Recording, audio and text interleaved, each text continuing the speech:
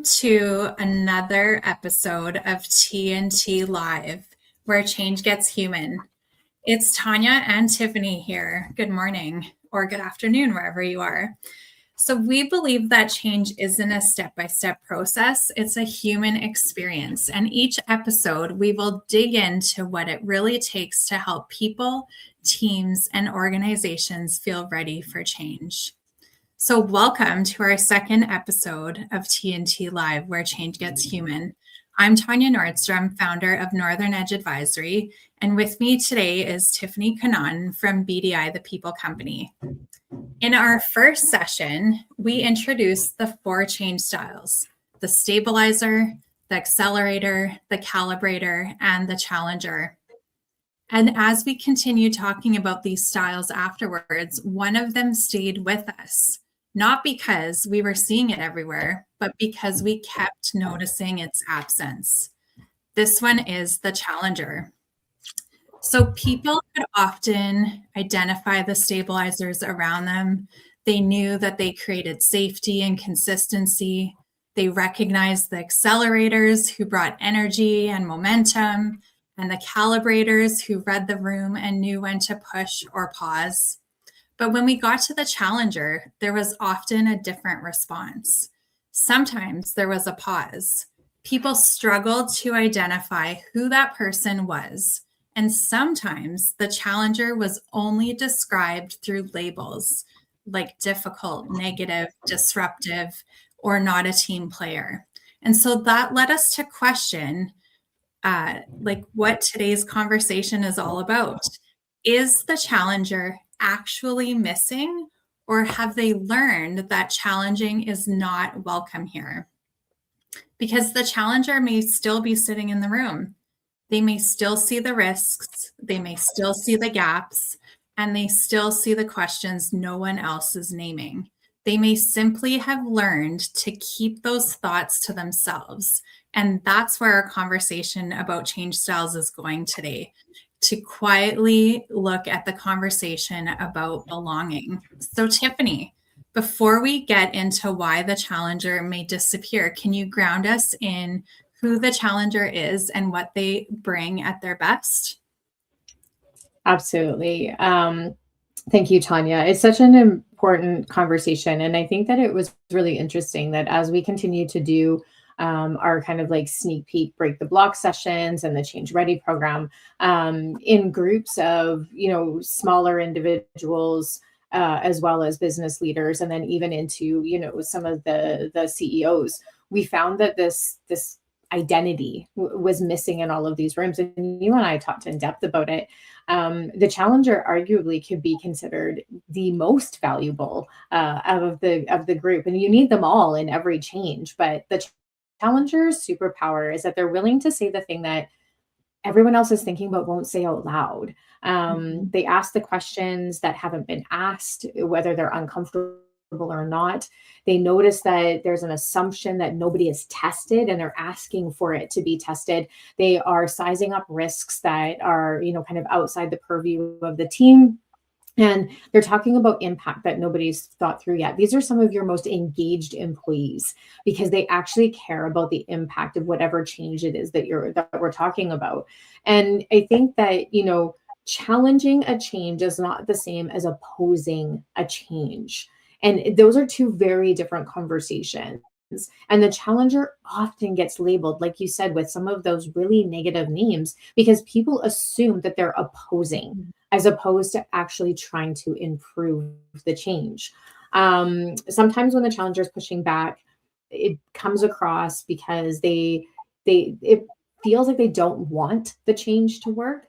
But what they're really saying in most cases is that they are fully invested in it working at its very best. So they won't buy into things like changing just for the sake of changing. They will challenge the reasoning behind it, the resources put into it, the outcomes of the change. All of those things will be part of a challenger's purview and what they're looking at. they don't mind the uncomfortable because for them, it's actually not uncomfortable. For them, it's the most natural thing to do because they are trying to make those improvements and those efficiency changes. So if we look at the shadow side of a challenger, because as we talked about before, every change style that we developed has a superpower and then it has a shadow side. And that shadow side is what happens when we overuse our superpowers and or use our superpowers out of context. So the challenger's shadow side is really where trust can break down. And it could be depending on the level of chaos within the change. There could be like too many challenges. So they might be actually challenging every single piece of the change in every dimension. That can cause fatigue. They can come across as cynics, depending on tone, depending on their approach. And oftentimes we see this happening is there's a misunderstanding because we don't actually help challengers develop their communication skills in many organizations. And we'll get into this in just a minute, but there's this idea that challengers need to sit down, be quiet, step in the corner, leave the room, all of these ideations around, not having them in the room, which means that they actually haven't been able to practice the skill of challenging in an effective and positive way. So many challengers, myself included at some points in my career, would challenge with a tone or an approach that came across in a negative fashion. So if the change is a little bit more chaotic, if there's a lot of moving parts and the challenger can't see the efficiencies built in, they can end up being, their shadow side is that they can challenge almost too much because it goes beyond efficiency in that particular space. So that is our challengers. I do believe that they are one of the most valuable on any change team because they will see the things that we're missing. And they help to rally the other three styles really well. As the stabilizer is, kind of keeping the course, and they're looking to the past and they're saying like, hey, we've always done it this way. And what does that look like? And they're the calm, within the storm, the challenger saying, but is that the right thing to do? As our collaborators are making sure that everybody's happy and everybody's comfortable and they're like moving and shifting, the challenger saying, like, should we be spending our time and resources in this space? Like, is there something else that we should be doing? Like, how do we move forward? It's great that everybody's, on board, but how do we now take that next step? So I think that the challenger can also be seen as someone that, kind of glues the entire change group together when they are embraced and welcomed onto the team. So for our, kind of audience, when we talk about the different change styles, we need to understand why the challenger has essentially somewhat disappeared out of these rooms. And Tanya, you alluded to it in your beginning intro, is that, are they still in the room? And I think that they are. So if they are still in the room, why do you think that they're not speaking up? Why are we not seeing them in the rooms that you and I are in? I think it goes back to what you talked about with their communication styles, right? Like if we haven't given them the space to practice bringing an idea forward that might be a difficult idea to digest or something that's opposing altogether what the rest of the group has been talking about. Number one, that communication can break down, right? Because it's about the communicator and the receiver. And so if they, from past experience feel like they haven't been heard, then it can come across from even like a place of frustration to begin with, even if it's a great idea. And I think secondly, we haven't given them the space sometimes to share what those thoughts really are. Like when you think about a project, there's usually a deadline. And when you think about these like change conversations that need to happen, they need that space to evolve. And so if the project team is moving against a deadline and then somebody all of a sudden is communicating an opposing idea, then the rest of the team is kind of like right away feeling like their back's up against the wall because they believe that everybody's moving in the same direction. And so then again, it goes back to that communication and whether they have the right platform and the right time in the space? And then the receivers, are they open to hearing what the challenger might have to say in that situation? So it is giving that time and space and creating that capacity for them to share their thoughts and feelings and ideas.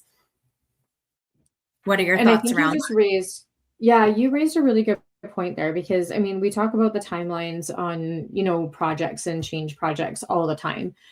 We measure outcomes by how that? fast is adoption? Did we get it done on time? Did we get it done in budget?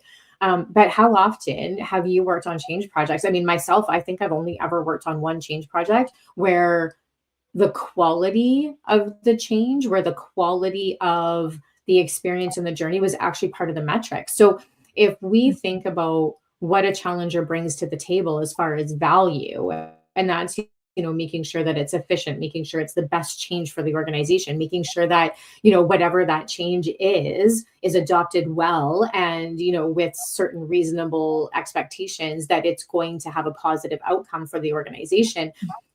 How often as companies do we actually measure that when we're doing these larger projects? And so now we're starting to see a value misalignment there, where the challenger is saying, hey, I want this to be a high quality change experience, and the company saying, I don't care, I just want it done on time and in budget.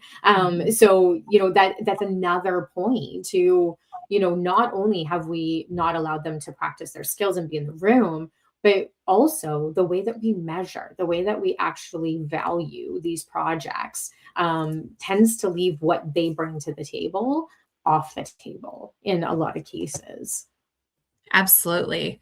I've only worked in a couple of projects where I've seen the metrics of adoption and the people, human side of change really embraced by the leadership team to say, hey, have we made sure that the end users are truly ready to go, and have they been heard along the way? And it slows down the project essentially, right? Because like you said, we're measured on outcomes, time, money, all of those pieces have a huge factor. And so when you're up against those as a company, then it doesn't allow for somebody in the room the space to put up their hand and say, have you considered this along the way? Because usually everyone comes in with an ideal state in their mind already and think they know the best answer. And so does the challenger, right? Like you said before, they truly want the best outcome for that project. And so, allowing them to practice sharing that, it will be beneficial in the long run. Absolutely. So it's interesting because, they don't disappear all at once, right? So you talked about them disappearing at some points, and it might not be one dramatic situation where they say, you know what, I'm just going to sit down and be quiet from now on going forward. Usually it happens through a series of smaller experiences, right? And so it could be, the first time they raise a concern, the room kind of becomes tense. Everybody's like taking a breath and, thinking about, okay, what is this person going to say? They put their hand up, ask a difficult question. And then, the response is that they're told that they're slowing everyone down. It might not be in front of the entire room. At least I would hope it's not in front of the entire room. But that's one small deviation where they think, okay, maybe I shouldn't have put my hand up in that situation. And the next time where they see something that it doesn't work, they might second guess themselves in that moment and take a breath or take a pause and not raise the concern. And so they're reminded over a series of like those small situations that maybe their voice doesn't matter anymore. Maybe it's too much to say something, or, they've been called too direct or too bold or labeled as negative.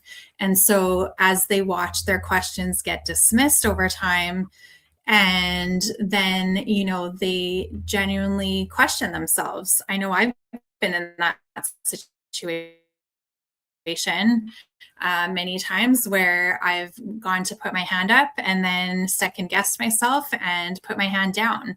And in some cases, somebody else in the room raised their hand and raised the same concern who maybe hadn't spoken up previously. And so they don't have the same label either, right? And so as the challenger, feels this negativity, they'll start to sit down and keep their voice quiet. And so that is why some of the clearest signs that a challenger has gone quiet happen outside the formal meeting, because they're questioning what their value is in that room. So it's the person who approaches you afterward. It could be your leader, it could be somebody else on the team. And, they're coming to you, Tiffany, as a leader, and says, I don't want to bring this up in the room, but here's what my thoughts are.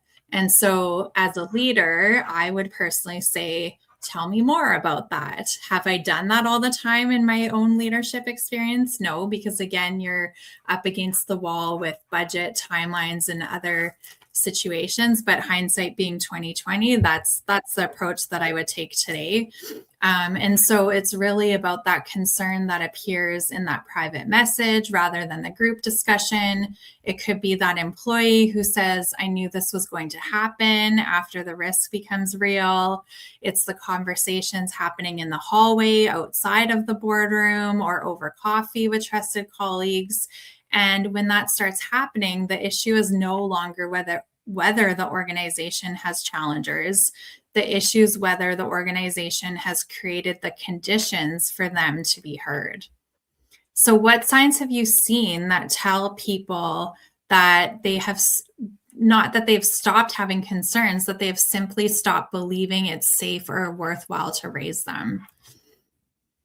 Yeah, and I think that's it's such an important question, because when we can start to understand or to see it within our own organization, we can start to make space for it. And some of them, like you said, are very subtle. They're really hard to find, which makes designing for it within the change process, within that human side of change, which is why you and I do this work. When you design for it, they'll be able to create the space for it before they're even ready to, and especially in today's world. So some of the potential things that you could see are people that are sitting in a meeting, and they may at the very beginning of a project raise a couple of things, but then all of a sudden they stop and they start nodding and smiling throughout the entire process. They never actually have any concerns after that. However, they also don't contribute good ideas. They don't contribute any more time. They literally fully disengage. So they show up and they're there. They nod, they smile through the meetings, they're agreeable, all of those things, but there's no extra projects taken. They don't raise their hand to volunteer, whether it's information or time. So they actually just quietly disengage from the process because that's the safest route for them. They can also test with others. So you'll find sometimes there's what we call water cooler or hallway conversations that are different than what happened in the room or that happened before the meeting. So it's like, hey, I found, this is how I'm feeling. Do you feel the same way? Because if they know that they've got allies in the room, they may at that point speak up, because they'll rally a couple people to speak up with them. In that case, that you've got an unsafe environment. If someone can't speak up on their own, then it's not a safe environment for anyone to speak up by themselves. So employees that become very careful with wording. So if they won't actually communicate verbally and they spend an enormous amount of time writing the perfectly crafted email, that's another way of doing it, or of noticing it. Sorry. Because now they're very concerned about how they're going to be perceived. And obviously their challenge or their concern is great enough that they're willing to put out the effort, but it comes a little bit differently. And this time they're actually going to spend the time in making sure that all of the words are right and it sounds really positive and it sounds really fluffy and, all of those things, because they don't trust themselves just to come out and say it because it hasn't been safe before. One other one that's really good is when the risk or the improvement shows up really, really late. So you had mentioned, almost the I told you so story, but there's also the right before it hits the ground running. So you're late in the game, you are about to launch the change, you are ready, everybody's poised to go, your deadline is coming, and then all of a sudden, out of nowhere, is this kind of from left field discovery or revelation. And it can come in a bunch of different ways, but that has been sitting with them for a long time. Most of those types of things don't actually get seen at the last moment. They get seen earlier, but there's never been space.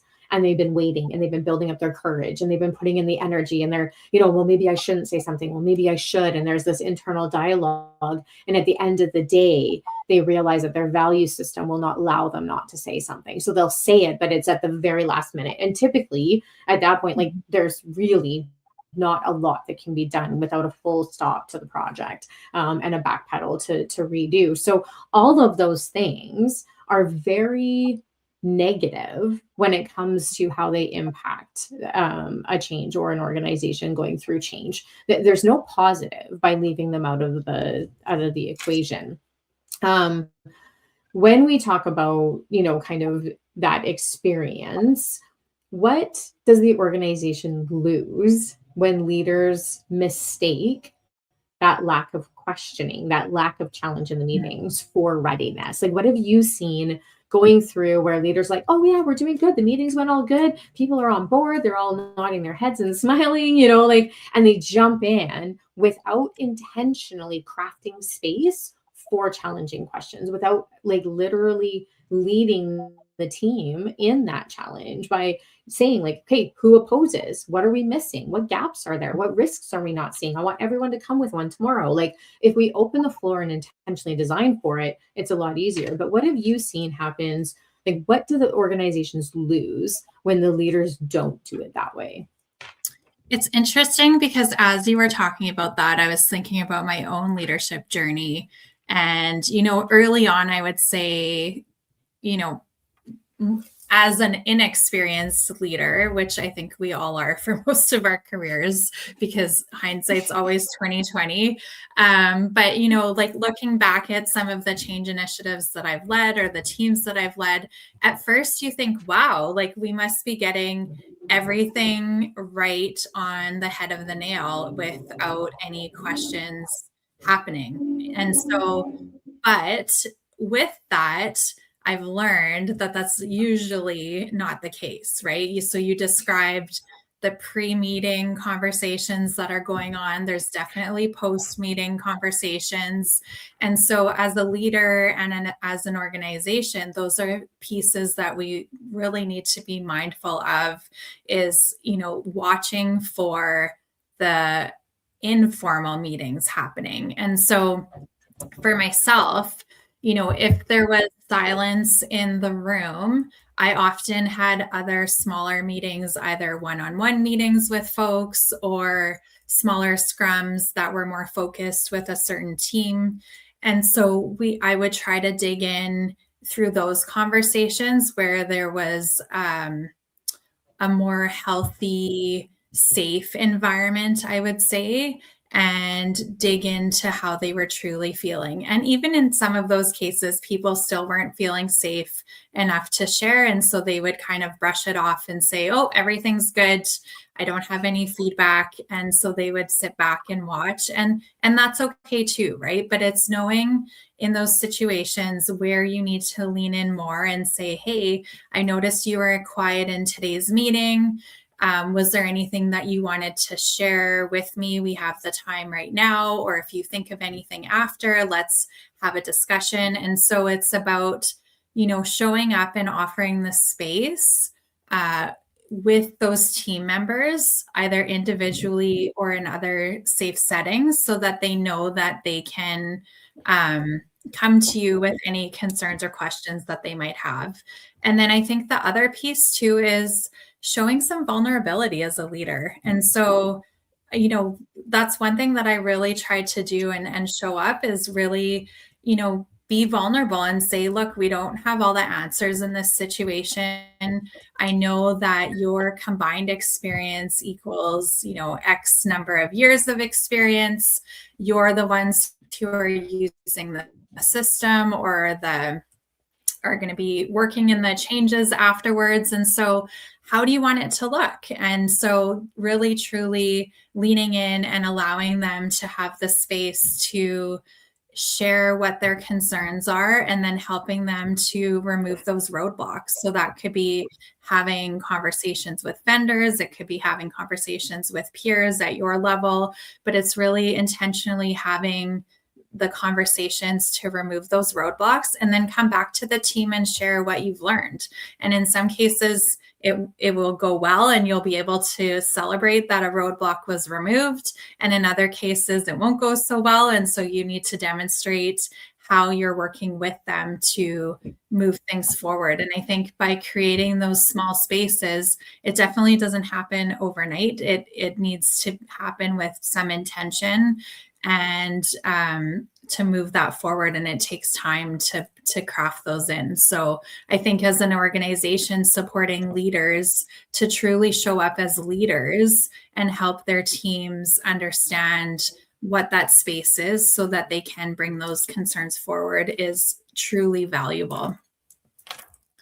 Yeah, absolutely. And you raised a good point there, like intentionally designing. And I mean, you and I, when we built the Change Ready program, when we go into organizations and help them through their change, it's one of the things that I would say like is our superpower, is that we actually design the change process for the change styles each to have their own space. So right from the beginning, they all have their roles, their space, their, kind of safe places where they can show up authentically, and we value their contributions throughout the process. And like you said, whether those are, side scrums, whether those are like within the big team meetings, it depends on the culture that's already within the organization that we're working with. But that intentional energy spent in creating space for everybody's voice and everybody's opinion to be on the table, I think is, kind of one of the most invaluable foundations that you can build when you're working with change, for sure. Absolutely. Yeah. The one thing that I wanted to touch on is what happens when the challenger is told to sit in the corner. And I know both you and I have experienced this. So when you think about your own experience of being told to sit in that corner, what did it teach you about when it was safe to use your voice? And what did you begin doing differently because of it? Yeah, and that's a really good question. We've got 3 minutes, so I'll keep it really short. I was the type that went into disengagement and I got quiet. However, I got quiet when it wasn't safe to be loud. And then what ended up happening is I was louder and less quiet in the places that I felt safe. So it shifted me actually like internally. And the way that I communicated at work was quite a bit different, because in the spaces that I didn't feel safe to be able to challenge, I would stay quiet, but it still builds up in you. There's a physical reaction to that. You're, like you're shrinking yourself on purpose, and you're going against everything that in your heart as an employee is right in that moment. So that has an after effect. And that after effect is that I would show up in meetings where it was safe to come out and say things, and I would say more. And I mean, in a lot of cases, too much, to be really honest.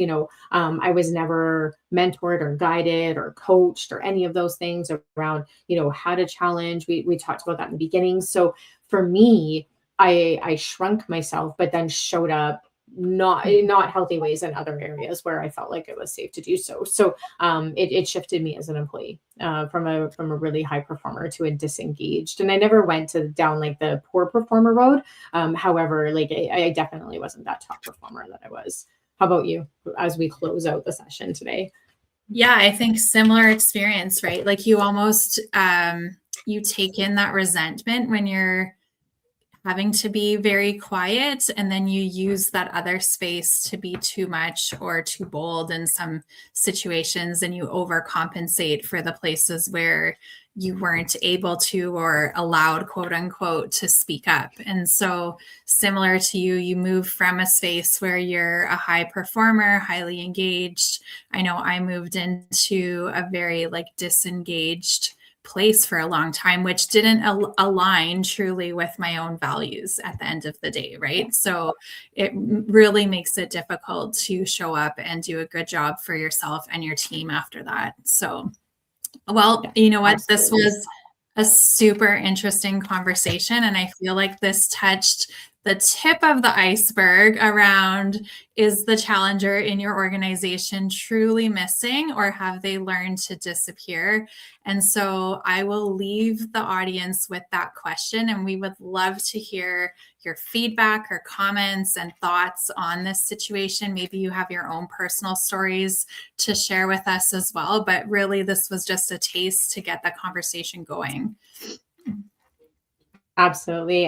We do have a couple of comments. We will reply to Sarita and Alex as soon as we're off of our live today. We'll make sure to get back to you. Some really great comments that came through while we were talking today. Our next conversation is coming up, and we will be talking about, of all things, the octopus. And I'm not going to give you very much information on what that means or any context. We're going to build in a little bit of what do you call it, mystery into that. But stay tuned for our next live, and we will see you in episode 3.